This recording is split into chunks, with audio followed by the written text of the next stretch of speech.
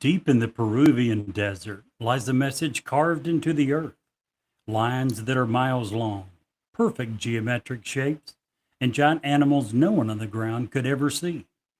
The Nazca people drew them, but who were they drawing them for? We're diving into the theories, the rituals, and the high strangeness behind the Nazca lines, from sacred pathways to water ceremonies to the possibility that these markings were meant for something or someone watching from above.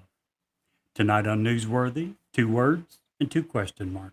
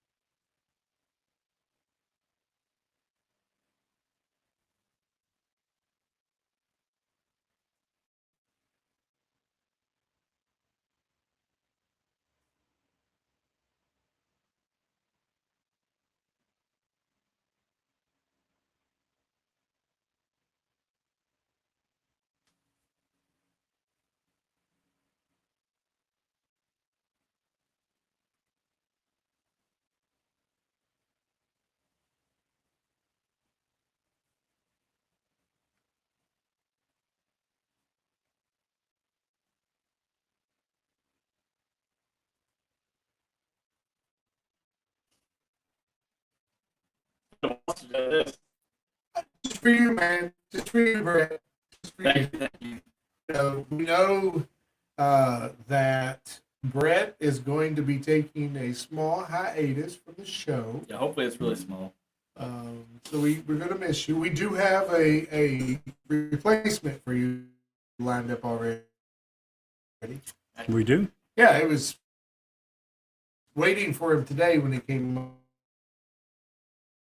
Yeah, I met him. He seems like a good guy. He gives him the Attractive. same amount of input. Too. Yeah. Just saying. It's just a hand-drawn picture of Brett. But yeah, it does give the same amount of input. So I'm just kidding. We're gonna get your stuff done and get you took care of. Man, it's a good show. I do want to mention before we get started. This week's an exciting week. We got a lot of cool things happening. We're doing our first field trip this weekend. Woohoo! We don't know what that looks like yet, but it's if you watch us on YouTube, Instagram, all that stuff. It's going to be more visual experience, I think. Mainly because you get to see a lot of Jerry. So, and Let's not run them off before they even start watching. yeah, our website's getting some pretty cool changes this week. Hopefully, so No, it won't No? be this week. maybe It'll next take week. more than 1 week to get that up. Maybe 2 weeks. Maybe several weeks. Just, Maybe so. There'll be changes. There'll be changes coming. There will be large changes, and we want them. It involves. I thought you said It's you'd have this sensitive done enough. tomorrow. No, That's It's what I thought he sensitive. said. No, you too. never sleep. And he's retired. He can I don't just know what stay he's up all what night he's tonight. doing. Just knocking out. Right? Gosh. He acts like he's retired or something. yeah, but this is too important. I don't want to give it away, but it's too important. It's got to be done right, otherwise bad things can happen. Right. No, I So understand. I've got to make sure it's done right. Anywho, tonight's topic, the Nazca lines. Pretty excited about this topic. I there's a lot going on in today's world that kind of relates. We're going to get into that a little bit. A little bit, Um, a little bit. I will say, I want to say, come out to you guys and let you all know a secret. Which is Well, you know, we talk politics a lot before. originally that's all we talked about. Right, Basically. but you know, at dinner we always get into politics. Oh, sure. I want to let you know that I am changing my political affiliation. I'm going to be voting Democrat in the next election. Hmm. I am hoping upon hope that it is a ticket of AOC and Gavin Newsom. I would be excited to support that, and I can't wait to pull that lever for those guys. You suck at poker, don't you? What? Your poker face is horrible. I'm awesome at poker. Thank They're you. not. He does the Why same could thing in we- TI4. Yes. Whenever you know he's going to do something big, I'm going to make and a he'll call. look a little too happy. He gives it away. April Fools. Sorry. Yeah, I don't like any politician. Democrat, Republican. So Same. Democrats don't take heart. I don't I've like been there. Republicans either. I've been there already for a while. I'm trusting them less and less all the time. And it was basically zero trust I had with them to begin with. Yeah. Right. They're in the negatives. Anywho, Jerry, tell us a little bit about some Nazca lines. Where they come from? Who were the people that Yeah, created them? it's, Let's get into this. First, let me set the picture a little bit. Imagine if you were standing in the middle of a huge, vast Peruvian desert. Nothing but sand, a little bit of wind, silence. And underneath your feet is a giant hummingbird. So giant, it can only be seen from the sky. But don't worry, that's, as Steve said, just the Nazca lines. And the hummingbird would be one of hundreds of different figures, animals, plants, and geometric shapes. Okay, let's start with a where. They're located on Peru's southern desert plateau. They're roughly 250 miles south of Lima, the capital of Peru. They stretch across the Nazca Desert, which is an extremely arid plain. And the environment here is very important. It's very stable, almost no rain, very little wind. Dark desert rocks over much lighter soil, which is perfect for preserving geoglyphs for millennia. When? These things date to somewhere between 200 BC and 600 AD, a long time ago. They weren't created at once, they were created over centuries.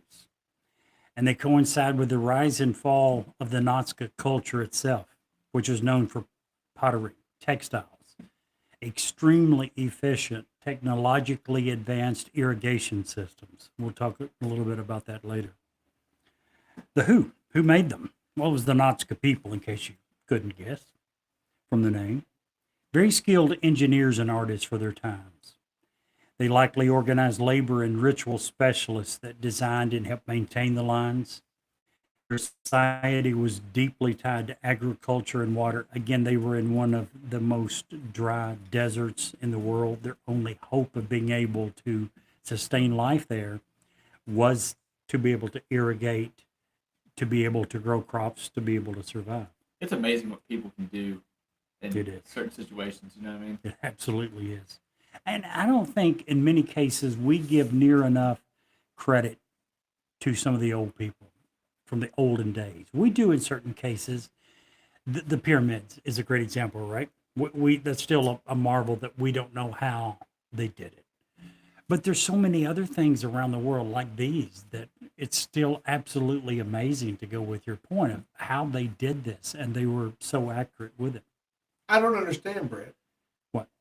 Jerry was alive during this time. He probably helped with it. Why don't And you just I'm tell sure us? I would if my memory was better.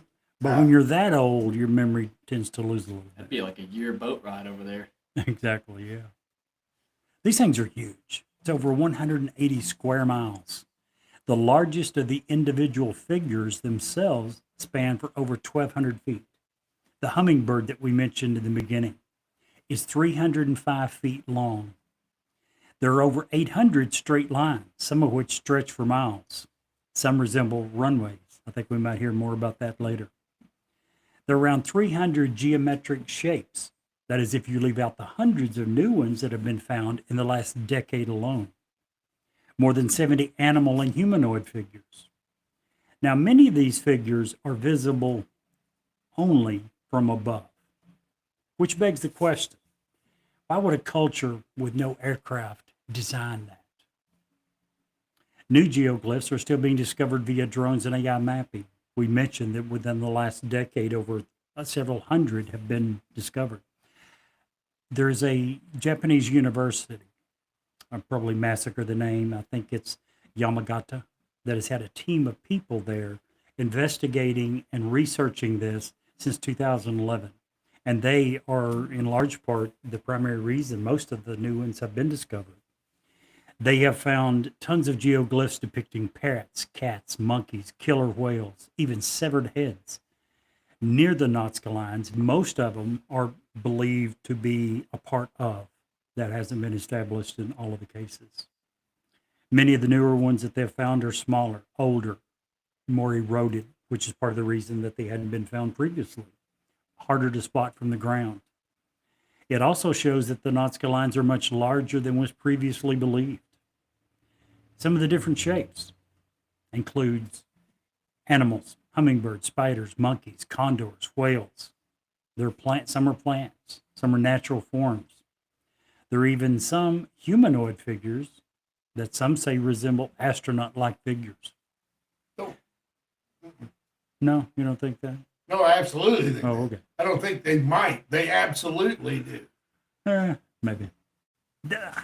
I'll be honest. The one that we looked at, there's one that's nicknamed the astronaut, right? I think it looks more humanoid with a little bit larger head, but I can certainly see where some would say it looks astronaut-like. There are also massive geometric shapes, trapezoids, spirals, zigzags. Who discovered them? Now, obviously, they were known to locals for centuries, but they became famous around the world in the 20s after commercial aircraft began to fly over. And again, as we've said several times, tons of these can only be seen from the sky. You see a shape, you don't know what it is unless you're way up above looking down. That's when they became famous around the world. Now, different people had saw them and talked about them and written about them for many years. The first published mention of the Nazca lines was by the Spanish conquistador Pedro de Leon in his 1553 book. 16 years later, in 1569, Luis Monzon reported having seen ancient ruins in this area that he described as the remains of roads. Maybe some of those long straight lines, that some of which are 80 miles long. Archaeologist Paul Kozik called them the world's largest astronomy book. We do know that several of them point to celestial bodies, which is why he was making that statement. The Nazca lines were later studied extensively by Maria Reich, the Lady of the Lines, who dedicated her life to mapping, measuring, and protecting them, often by hand under the desert sun. She concluded that the site was a huge astronomical calendar and that some of its animal sketches were modeled after groupings of stars in the night sky. Now, I had the easy part. I answered some of the W questions, the who, what, where, and when. Brett is now going to tell us how these were made and some of the common reasons often given as to the why.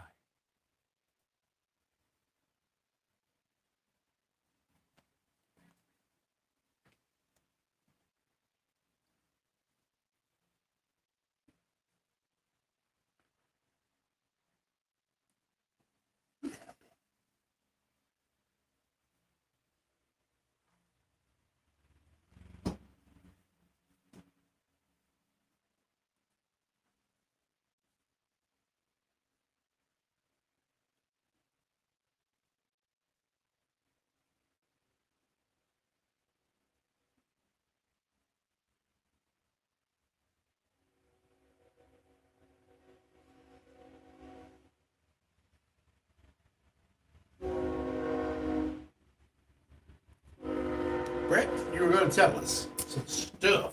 Yeah. So first off, if you look at it closely, it looks like this was made by just displacing the dirt.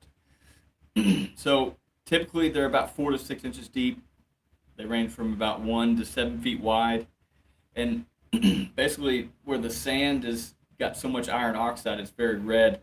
So just displacing a few inches of dirt, you can tell it exposes the lighter yellowish gray subsoil beneath the iron oxide. I mean, and this can be done. This can be proven just by digging a little bit into the dirt around the area.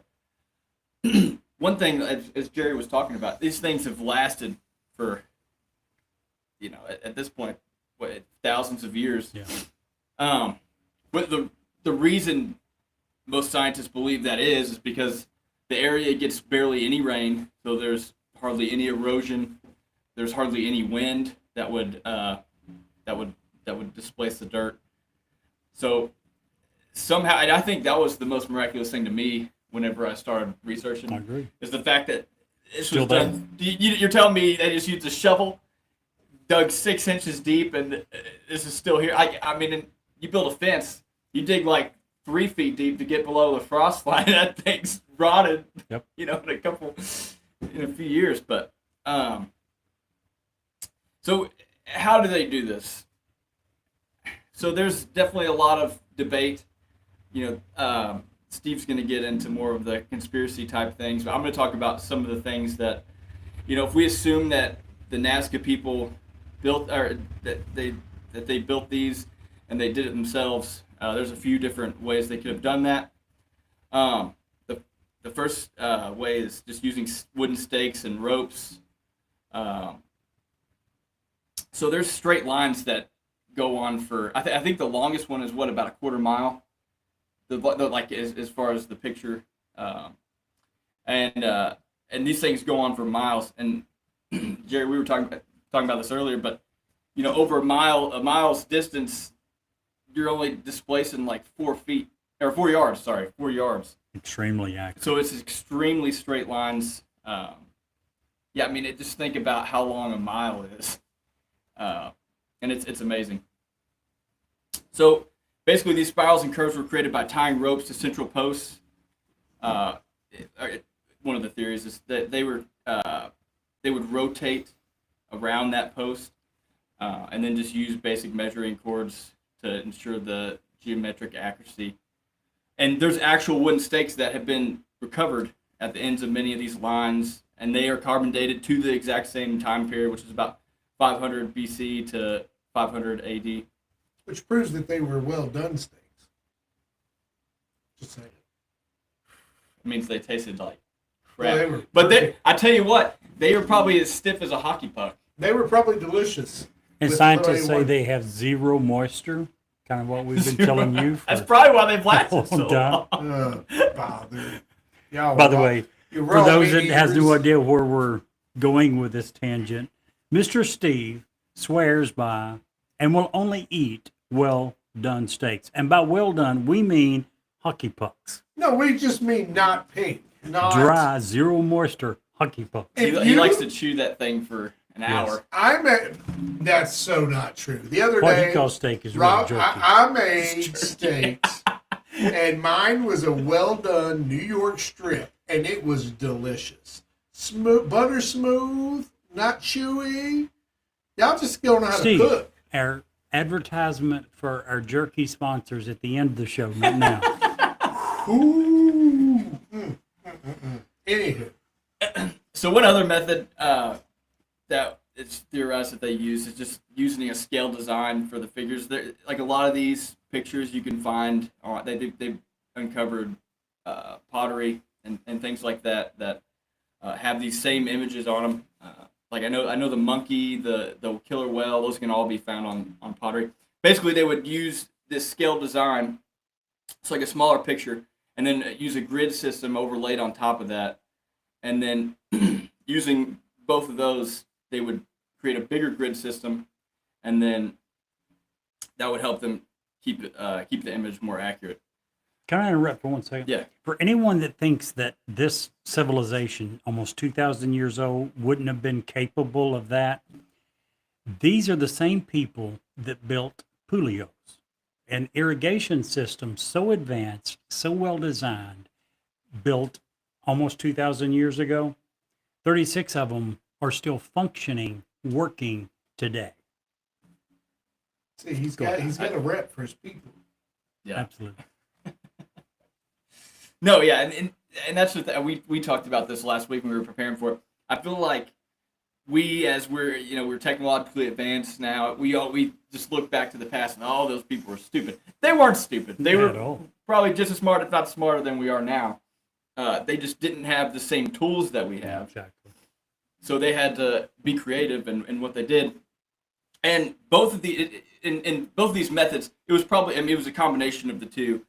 There was actually a study done by Joe Nichols, 1982. So he had a small team of about 5 people. They recreated a 440-foot Nazca Condor in a Kentucky field. They started with a small drawing and then plotted points by scaling coordinates with ropes. And then they had wooden sticks similar to the ones that they found. And then they didn't have any aerial view at all for this. They completed it in just a few days. And the design that they chose to do was one of the more complicated designs. It proved that complex figures could be enlarged proportionally from the ground using only the tools that the Nazca people would have. So again, this definitely could have been done. And I was telling we were talking about it last week. This is one of the first conspiracies that we've done where, I mean, I don't want to give too much away, but after doing all the research, I was like, there's no way that this seems super unlikely that anybody other than the Nazca people made them. I think, and Steve's hopefully going to prove us wrong because that'll make it a more interesting show. But so there's been multiple experiments replicating the long straight lines, the trapezoids, the spirals, again using these same tools. So again, this is just something that has been repeated over and over. Theories about now why I think the big question is, why do these things exist? Why did they create these things? Because even though it can be done, I mean, this would take a lot of time, a lot of planning, a lot of effort, and for something that's not really useful. I mean, it's just a picture in the middle of a desert. You can't even really appreciate it because at this time they didn't have any sort of machine that could fly in the air. Or did they? Or did they? Yeah. Dun, dun, dun. But one theory about their purpose, as Jerry was kind of talking about, early researchers such as Paul Kosak and Maria Ricci Yes. proposed the lines and figures align with the solstices. Some of them align with sunrises, celestial events, and they basically functioned as a giant calendar. So that's one theory. Another theory is that was used for religious rituals for water and fertility. This is supported by Johann Reinhard and Anthony Aveni. Basically holds that the straight lines and trapezoids served as a ceremonial pathway where people gathered to perform rituals honoring deities, pleading for rain, or fertile crops in the arid desert. Again, these people had hardly any water. I'm reading Dune right now, and this reminds me that it's just a big desert planet, and the water is the biggest. It's the most scarce material. Can I interject? I watched a video the other day of, and I always forget this guy's name. He's kind of like who's the one guy we talk about? Neil deGrasse Tyson. This is the other guy that does all the videos. And the thing he Carl said, Sagan? No, but he said, do you know what the rarest material is in the entire universe? What? You want to take a guess? I've heard this, but I do not. Yeah, I heard it too. I can't remember what it was. It's something that you would never guess if you guessed a million times. Right. It's wood. Yes. That's what it was. Yeah. Because for a planet to be able to have all the things Which to is produce crazy. Yeah, wood it is. is so unheard of. But anyway, sorry, I didn't mean to interrupt you, but No, yeah. Before you go on, I would, if I remember correctly, you mentioned ritual pathways was one of the things.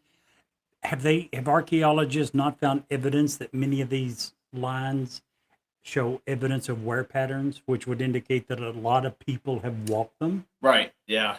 which would kind of That back kind that of theory supports up. that theory too. Yeah, and even some of the animals, like I know the monkey, it's got 9 fingers, and in this culture, if you're born with a deformity, that was supposedly you're blessed by a god.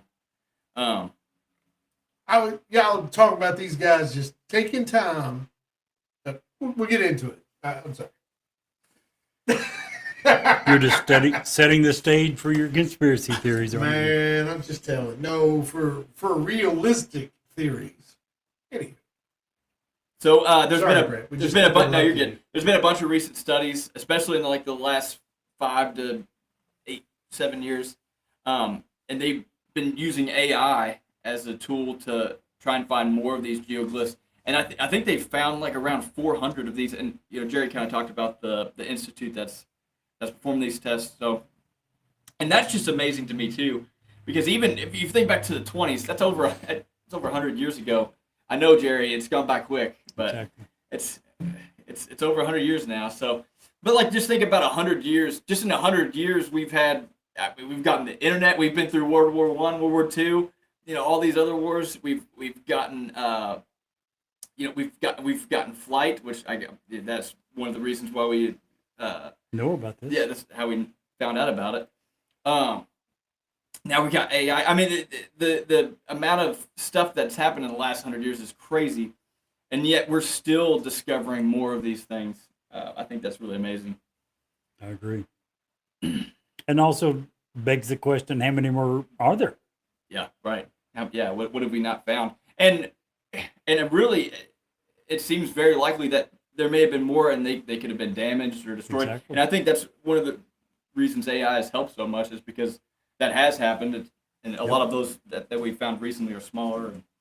speaking of AI, I just want to throw this out there. Next week, we have a very special encounters. We have a one-man wrecking crew trying to Slow Stop. down AI a little bit. AI in his own particular way. So be sure to join Encounters next week. I It's think a it's really great, good. awesome interview with a former past guest. Correct. And so we talked about before the episode too that there's these geoliths. They're not isolated to this area. They can be found all over the world, which again begs the question: why did all of these different people who have no communication with each other whatsoever, other than Jerry going back and forth on his boat? Make That's you when the think. conspiracy theories start to. It's kind of like with like dragons, like how all these civilizations have like pictures of dragons and things like that. I think that kind of feels like that. So what do you think about that, Steve? Well, some of the geoliths like we have here locally, and I say locally in the eastern United States, are different in sort of ways. They were made by excavating 5-6 inches of dirt and being done with it. If you take a place like the Great Serpent Mount in Ohio, that was an undertaking of epic proportions because they didn't just move dirt, they mounded it. And to be able to appreciate how the Great Serpent Mount in Ohio is, you have to be elevated. You have to be higher than a tree to really see the vastness of this megalith. Yeah. So this one's a little different, and there are mountains around, so maybe they went up to the top of the mountain and it was like, oh, look what we've done over the last however long it took them to do one. Well, that is true to a certain extent with all of them, whether it's the Nazca Lines or wherever. There are certain areas that give you a better view. Even so, most say that they can't be fully seen and appreciated except from the air. Right. And that's true for all of them. It doesn't matter. You mentioned the Serpent Mound, which is in what, south? Central Ohio. Southeastern Ohio. But Which, yeah, bad. I will never go to the Great Serpent Mound again. You had Bad that. experiences. motorcycle right there. On my way home from is when I wrecked my But motorcycle. yeah, these things are all over the world. The Uffington White Horse in England, the Atacama Giant in Chile, the Blythe Antelopes in the Colorado Desert in California, the Sahama lions in Bolivia. Brett's right. They were doing similar things spread out over the Uffington White Horse, 1700 to 1000 BC. This one's somewhere around 0. The Atacama Giant, 1000 to 1400 AD, spread out over a few thousand years, but they were doing similar things around the world. I agree. That's what begins to make some of the conspiracy theories sound not quite as crazy, I think. So let's just get started with the big one, shall we? if you're going to make a huge creation that is only seeable from the air, the question begs, why would you make that, and wouldn't you make that for the gods? You mentioned, I think, Eric von Daniken in his book Chariots of the Gods. One of my very favorite books. I think he's wrong on this one, but so much of that book, if you read it, is legit. And it has been proven. I know you said that a lot of scientists are like, oh, that whole book's nonsense. But it really No, I isn't. didn't say that. I said almost all scientists say that his beliefs on the Nazca lines have been disproven. Yeah. Just for the Nazca lines, not the whole book. So the theory that refuses to die, and it basically is that the Nazca lines were built as like runways or signals for extraterrestrials to bring them back. People point to the scale about how big they are, how perfect for the time they are. I mean, obviously they're not, computer generated perfect, but they are perfect for the time. And that they're too aerial, which begs the question, why would you spend the time in your, we have to imagine that these people were working every day to eat. So why would you take time away from gathering food, growing food, creating food, to make hundreds of these? It's not one or two, it's hundreds, and we're finding more every day.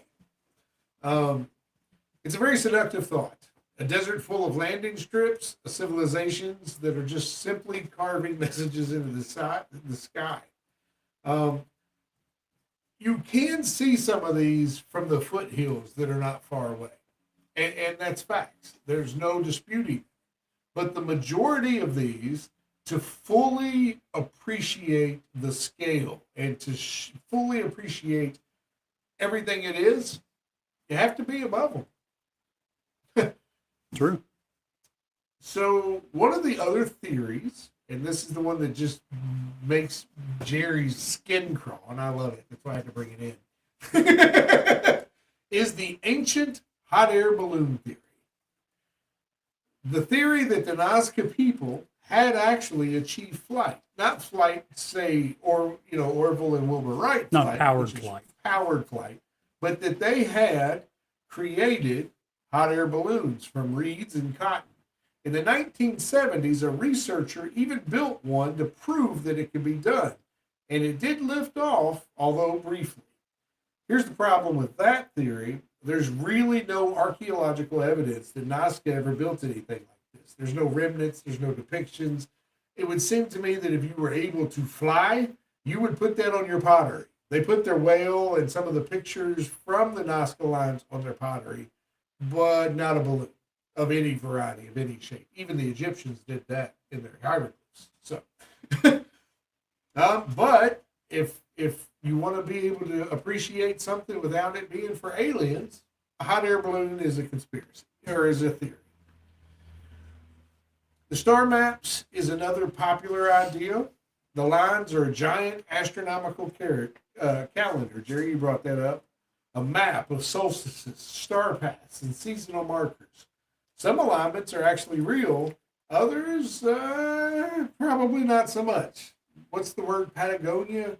Yeah. Where humans see what they want to see as opposed to what they actually see. So give us a few lines in the night sky and we'll find a meaning whether it's there or not, is basically that theory.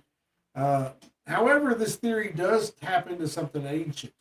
The idea that early civilizations, because of whatever reason, watched the heavens with a devotion, having lived in Idaho and driven through Montana in the middle of the night, when they say big sky country, that's not an exaggeration. I would encourage everyone to get out away from your town, go as far away from the city as you can on a clear night, and just look up. We don't take time for that anymore. Back then, if they couldn't sleep or they didn't have to, that's what they did. Was they didn't have TV to distract them. Right, or cell 6 hours a phones, day or whatever. right. It is, yeah. So they had a lot more time for checking out the stars and such. This one is one that I'm not very much into, but I want to bring it up because it is, and that's the lost civilization and advanced tech. And I don't want to bring this up, and I don't believe in it because what's wrong with the Nazca being, like Jerry said earlier, smart enough to do this? Or just because, like you said, they were ancient doesn't mean they were not bright, not intelligent. The belief that the Nazca lines require technology or knowledge that shouldn't have existed at the time, like advanced surveying tools, mathematical systems beyond their era, or maybe even something like a primitive GPS. This isn't really a theory about the Nazca at all. It's about us and our tendency to underestimate ancient people. They say that the pyramids were built with a plumb bob and a lever. I don't believe that, but that's what they say. And there's no reason for us to have doubt that these people couldn't have achieved this particular site. I mean, all you had to do was have a shovel, and a way to measure the lines. Yeah, you know, they could have had the same guy lay out the same positions just to measure off a hill. It's doable. Have you guys ever seen the videos of those? I mean, they look like they're in like the middle of nowhere. I don't know, like in a jungle essentially, and they like just use the clay and the grounds and the grass and like sticks. Yes. And they build like a whole house With a stick. It's just like there ain't no way I'm doing that. You know what I mean? It's like, But they do it. But if it was a matter of life and death, like it was back then, some of them would figure out how to do it. All of your time is going to be devoted Yes. to perfecting that skill. Yeah. So. Well, there's also a more mystical angle. The idea that the lines were actually ritual pathways. And this is the only one where walking the things make any sense at all, because I have a real hard time believing, not that they built them, I think that they did, but that they also just took the time to walk them all the time. I mean, no wonder they're no longer a people, because they didn't do anything but walk these damn lines. Well, I was going to ask that. That was kind of the question I had with the whole balloon theory. Like, these people struggled just to grow their food. They struggled to get water. And they didn't have paper. So they passed all this information on through like word of mouth, through, passed from father to son. I mean, the hot air balloon technology, it's not like it's completely straightforward. Like I would have never come up with it. You know what I mean? So the fact that they would have spent all that time just to look at some lines in the dirt, it doesn't seem very likely. But that's not the purpose of flight. Is that why Well, no, the Wright brothers decided right. to invent a plane So that's a good to look point, at some lines on the Earth? No. Obviously, flight has been a dream of mankind Since we saw for birds. probably. Yeah. So I think there's many other reasons that you would try to figure out how to. But if they really did Why? discover it, they would have been You would far think, and you would think. away from every other And they civilization weren't at that an time. isolated civilization. How could they have kept that a secret? Right, How right. would not everyone have known? They weren't Even far from though the Aztecs. so They were far of from everything- the Mayans. Right. All of those were on the same continent. Even though I've got to say, of all the conspiracy theories you've mentioned so far, to me, it's up toward the top. It's more believable. What's that? The balloon theory. Oh, That is crazy. You You think this is more believable that than aliens, runways for aliens? Oh, just for this topic. Some of these lines- some of I these thought you were lines are saying of 80 all miles time, and long. I was like, whoa. No. I'm just saying, of the conspiracy I would theories agree. he's brought up, I would agree. it makes more sense than the others. Yeah, I would agree. The spiritual theory has a thought that these were ritual pathways, and that walking them, they weren't actually meant to be seen from above at all. That they were meant to be felt through the ground. That it was a rite of passage. That it was a something. And the reason that there were so many is because you would advance yourself as you walk the lines, if you will. Maybe that's what Johnny Cash's whole song was about. I don't know, but it would be a good example. of Going that. along with that, I think I've also heard that there is some evidence that there were certain religious buildings at the ends of some of these lines, which were given the reason for people to walk the lines to get to this religious ceremonial building. Basically, it kind of blends archaeology with choreography on the desert floor, which is kind of cool. Yeah. To be honest. The reality and the reasons that the mystery endures is what we actually know. The Nazca people that created these lines did so by removing dark stones to reveal lighter stone underneath. They used simple tools. They worked with precision, and they likely tied the designs to either water, fertility, or ritual, things that mattered most in the desert where survival was a daily negotiation. The truth is, we don't know. We don't, and Jerry can't remember. So, Right and away. that it is that and odd conspiracies alive. You know, as humans, we try to plug in answers when Trying we to don't make know sense the out of answers. things. Absolutely. We're curious. So I personally, I don't know how I fall on this one. I guess the answer is for me, I don't have any doubt that the Nazca people made them. For me, the question is why they made them. Yeah. For who did they make them? And I'll bring it up because I want to talk about a couple that are very specific. The one that Eric Von Daniken shows in his book of the runway looks like a modern day runway by all accounts. It So looks does any like long someone, straight line, does it not? huh? So, would not any long straight line in the Yeah, but- desert look like a runway? Possibly, but this one, looks, it is skinnier on one end, longer on the other end, where you would land and take your time to at the fat end, you would stop there. It looks like a runway. But so like and I'm sure there's like, different theories about what alien ships could do but like aren't most alien ships that they're just like so technologically advanced they just Vertical take takeoff. they have vertical takeoff and landing where they don't really need a runway. But no. In this case, these aliens had the exact opposite ships. We had to build runways as long as 80 miles long.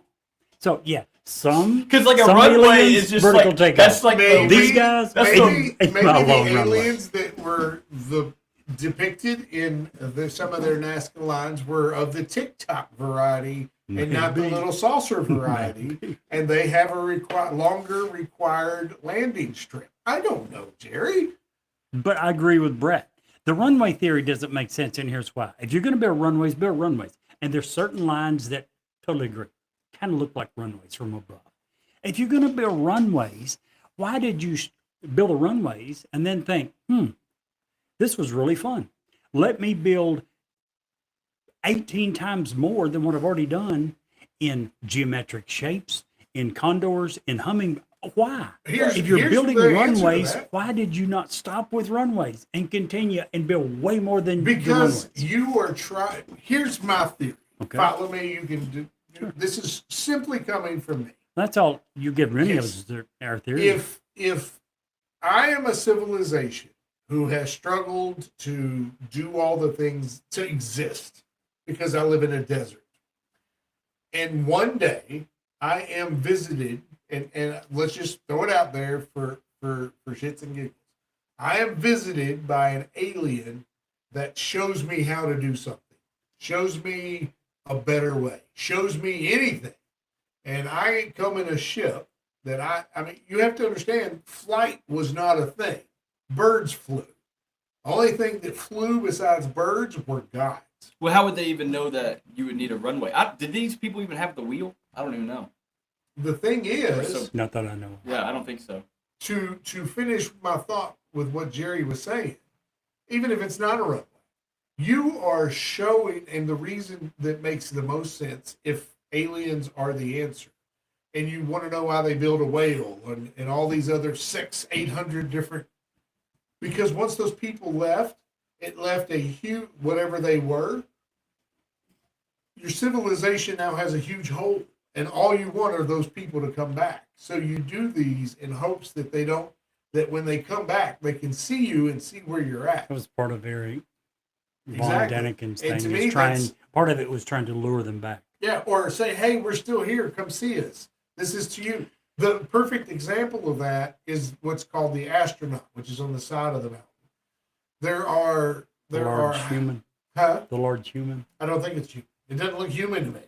If you look like that, it would be human if you were a kid that drew a human. If you were your grandson it that does. drew I what a would agree. human looked like, that's what it looks like. Kind of. Well, guess what else looks like that? A tall gray. But if you look at the killer whale, for example, it's not an exact picture of a killer whale. It's kind Or of even close. it's stylized, right? It's kind of like they got their own like artistic flavor, essentially. So I mean, I do see what you're saying. It does not look human. It looks way more alien to it, as far as like what we imagine as aliens looking like. But to these people, I mean, it's just a humanoid, creature. Here's what I believe. Sorry to interrupt. No, Sorry, yeah. Here's what I believe. I believe about 75% of what you said. All of it. Except that the aliens came. We know that throughout history, we have looked to the skies and believed there was gods.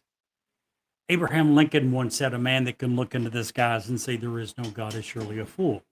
I think that mentality has been around since the very beginning. When you look around, you just kind of know. We didn't do this on our own. Something had to create this. Right. So whether they had the Bible and believed in the one true God that we believe in, or they believed that there was a multitude of gods, we know that throughout history, people have believed that there are a God or gods, and it's always up in the sky.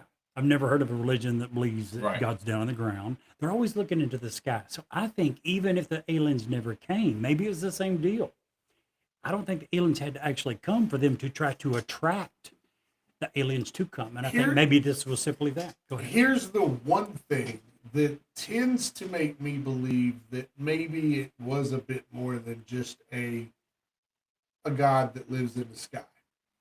And it is called, and I'm sure you guys saw it, the Indian Mandela in the Nazca lines. The geometric shape of two squares, isometrically opposed together with the circle in the center, which is by all accounts perfect in every way. Right angles, perfect sphere in the center, perfect shapes, a whole nother blocks of boxes. These aren't almost perfect like some of the animals. These are exactly perfect.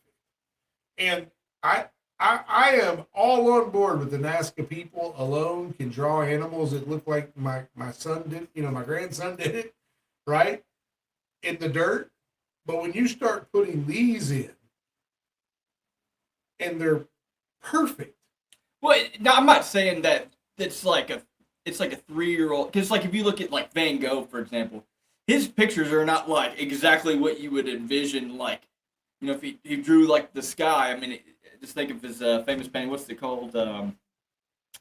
Is it called The Night Sky? Yeah. Yeah. I mean, that picture does not look like if you At took all. a picture of the night. It's stylized. It's got its own like artistic flavor. Like his all of the like the monkey.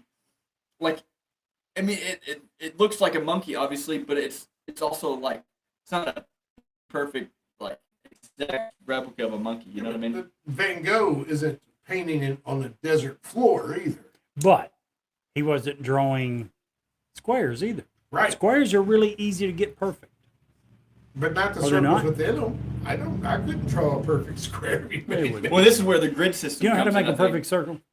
You put a stick around and a string and move around. Perfect circle. Starts going around the stick, and then you're That's how you do a lopsided. perfect circle. I'm saying the circles and the squares are some of the easiest geometric shapes there is. I'm not saying that that's the answer. I'm just saying Gotcha. they're not that tough to do perfect squares and perfect circles, which is Well, kind of what Joe Nick. Some questions. sure. I ask you, and I don't think you ever direct. Well, yeah, you did. You kind of answered if it was runways, why the others. You did answer that one. Another question for you: why do you think Eric von Daniken's theory that he espoused in Chariots of the Gods for the Nazca lines became so popular, even though the vast majority of scientists don't believe it? I think that in that particular case, he was the first to bring them mainstream, and he answered, like so many conspiracies, there's a nugget there Sure. that people can grab onto and run with. And I think that's Believable. your answer. Probably. It's I just think so. believable enough that it makes sense. And to be fair, a lot of these conspiracy theories are not mainstream. I mean, we just talked about even it's cryptids, just as one Right. example. I mean, scientists have widely disputed the existence of anything like this. So I think when you're getting into conspiracies in general, there's like an air of like, well, you're kind of going against the grain here on these beliefs. But I will say that as we progress in 2026, it's a good year to be a conspiracy theorist because we're being right on a lot of stuff. Just bringing it out Yeah. there. I mean, just Like take the what? pyramids. Huh? Just take the pyramids. I When they know. just found those. Pyramids, all the other stuff that we're not going to get into in this show tonight. Alden, don't throw out a teaser of how we're conspiracy theorists are being right. I don't know of one, we are one absolutely example, being right. not on, one. on so much. Tell I mean, me just look one. at aliens. Nothing's been The proven. government is about to. Nothing They've is all setting but up said. for They've all but. disclosure. We just had a Harvard They've all professor but said. tell us that for months that this asteroid coming is actually a mothership of like what that who would say And that? he finally walked that theory back. You know that, right? No, yeah, I They do. I do. told- Of yes. course, because it didn't come. We all knew that it wasn't Yeah, to I- begin with. And you but- said that a long time ago. Yeah, but like he, but like for somebody to say that out loud back at 20 years ago, I mean, it was nuts. But do you not think he was, what's his name? Alvy Loeb. Yes. Do you not think he was just gaslighting us, trying to get more interest in the whole field? I thought that from the very beginning, that he didn't believe it. He was so careful in the way he worded things to word that it wouldn't destroy his reputation, even though he was making these outlandish claims. Right. But I just thought he's gaslighting us, and I thought it was very smart of him to play it that way because him and what he had to say drew so much interest to that whole, not only the meteor, which I know you probably still don't think it is a meteor, but Oh, you not don't? only, no, he never did. Not only, it drew interest not only to that meteor, but to the entire field of Yeah. study. So I think it was very smart of him to take that. I think that and Muamama, or whatever you want to call it, both pros. Absolutely. I don't think they were alien ships. It was I think they unique, were right? pros. Like I don't think we ever seen an asteroid like it. Where No, it's, we haven't. It's very different. it's like It's the only the metallic third compounds. interstellar object. interstellar Hence object. the name, Yes, 3-Eye Atlas. exactly. It's only the third one Yeah. ever. So Mino Mua. considering we don't have a lot of there was only two before, Stuff to go off. what are the odds it might be The different? sample size is pretty small. Exactly. Well, Question for you, Brett. I'm sorry. No, I was just going to say, well, it only raises the opportunities because for me to be right.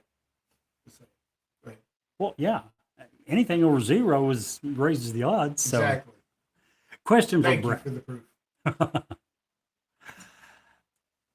How do you think they were able to do this with such precision? Couple of examples. Some of the straight lines, miles and miles long. We know that these things deviated less than 4 yards over the course of several miles over very uneven terrain. The monkey's tail is an almost perfect mathematical spiral. These guys didn't have GPS. These guys didn't have LiDAR laser levels. How were they so accurate? I think that the grid system definitely would help this. Like I don't know if you remember. I don't even know if they had coloring books back when you were a kid, but No. when I was a kid, they had these coloring books, and like on one page They you'd didn't have need the crayons. a picture, and it would have the grids, and then on the other side, Yep. they would have just the grid, so you could like copy. And it made it so much easier to Right. draw this picture. I think it's kind of similar in that, and that I think that's would agree. definitely how they would have done it. Again, they were smarter than we often give So them smart. credit. I mean, it's so clever. Even just what they did with aqueducts. And I Yes, think, I mean, that's just these people were obviously very, very intelligent. So absolutely agree. Any questions for me on my part? I do. I want to. I want to not ask a question, but I do want to say, since we're talking about seeing things from above, that today was a very almost a lost historical day. yeah, not- there's just so much going on right, that and, it's just kind of and it's just pales in kind of. comparison. We are sending our dudes. We got 4 folks, 3 Americans and 1 Canadian, on the way to the moon right now. We're about to Artemis break a 1. record, right? They're going farther out than any human has ever gone. Over 1,000. Their entire outer loop around the dark side of the moon is over 1,000 miles away, and they're doing that to see A, if we can go that far, B, to get the widest views up close of the moon as we've ever had. And they're not actually landing on the moon this time. The next flight, they're checking all the systems to make sure that that's feasible and that's doable and that everything works. But man, congratulations to NASA. I hope that Artemis Absolutely. 1 comes home safe and sound. Yeah. And, Kidding. what an awesome time to be alive. We watched, if you were talking about, and you were talking about, Flight and the Wright brothers and these folks in Nazca who spent times looking up. Our generation, us living right now, have seen a sunset from a different planet. And most people don't know that footage exists because they're so wrapped up in their day, going to work, raising their kids, paying the bills. We've literally witnessed a sunset from Mars. Yeah. That's unbelievable. What? I agree. It's crazy to me. But It is. anyhow, I just wanted to bring that up. Congratulations. I did find it a bit funny, and I'm sure there's going to be a conspiracy theory about it because it launched on April 1st, April Fool's Day. But, leave it to NASA to leave Finally, that you door admit open. that it takes so little to start your It conspiracy. just takes a theories. grain. That's all it So takes. let me ask y'all real quick. If you had the opportunity, because me and Truly have had conversations about this, you had the opportunity to, like, say they were like, all right, we're a year out, you guys are being picked for this Artemis 2 flight. Would you do it?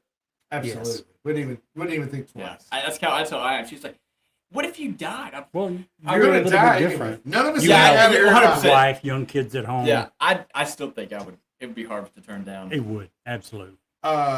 Nobody is getting out of here alive. Why would you? If I'm going to die, I would much rather Oh, that'd be be doing. such a cool way to die. Wouldn't it though? I mean, you're going to be immortalized. I mean, it sucks forever. but like it would be if I'm dying. That's the way I want to go out. You wouldn't know it before Yeah, you right. were dead. Unfortunately, it would be very similar to what happened on that little submarine. Those guys didn't have. They had no It clue. was That, instantaneous, at least. they had basically. no clue that they were dead before they were dead. So let me ask you both this: do you think that this discovery from these Nazca lines from the sky, do you think that changed how we view ancient civilizations at all, or do you think it really didn't change since we had things like the pyramids and I think the answer is yes and no. I'll explain it like this. Before we did Nazca lines, before you started your research, how much did you know about the Nazca lines? barely anything? So if you know barely anything, and I'm not picking on you, that's all three of us, that's the vast majority of the world. So if the vast majority of the world doesn't know anything about it, how could it have changed the opinion? Oh, yeah, that's a good point. For those who did take the time to look into it and had read, and I'm sure they're like, dang, how It's could like they these have people. done Some of this? these people have devoted their whole lives to this Absolutely. one. So for those that looked into it, probably hugely changed their Right. opinion of the older people. Vast majority of us, as Steve just said, we're too busy living our lives and putting food on the table to even wonder about the Nazca. As an example, and I'll go back to the Great Serpent Mountain, it's less than 2 hours from Cincinnati, a city of 30 million people. And when I went there, I was probably one of 10 people there, Yeah, How many people do you know that's even been there? or even heard of it. yeah. I've never been. And that is a unbelievable. Like, you see it and you walk it. You can walk around the whole thing. They have a walking trail, and you're like, how many freaking people did it take with a pickaxe and a shovel to make this thing? We live in Kentucky, close to the Mammoth Cave. How, Yeah. how many Right. people do you know that's never been there? Yeah, right. The majority of the people I know have never been there. All heard of it, been able to go, never have. That's sad. We Yeah. get too caught up in the minutia of life. I absolutely It's got hope freaking that I've never. Isaac done that. Newton's signature on the wall, which is crazy. So, Brett, we'll start since this is your last show for a while. Thumbs up, thumbs down. I Should would- we talk more about the Nazca line? I think thumbs up in the framework of like ancient civilizations and just understand, what these people did, what these people were capable of. I think thumbs up in that regard. All the conspiracies, big thumbs down. I don't know. Jerry? I agree. The main reason I have to give it a thumbs up overall is we still don't know the why. So until then, it needs more discussion. But I We don't- agree also that I don't believe in the conspiracy theories related. We don't know the why, and we don't know how many are there. We're still discovering them every Yeah, day. I mean, it's there's hundreds. I'm going to say thumbs up and thumbs up because I'm a big believer you don't do something for no reason, especially when you're fighting for survival. There's a reason that they put them out there. Do we have that conspiracy? Did we cover that conspiracy yet? Maybe not. Does it mean there isn't one? Maybe not. So thumbs up both ways for me.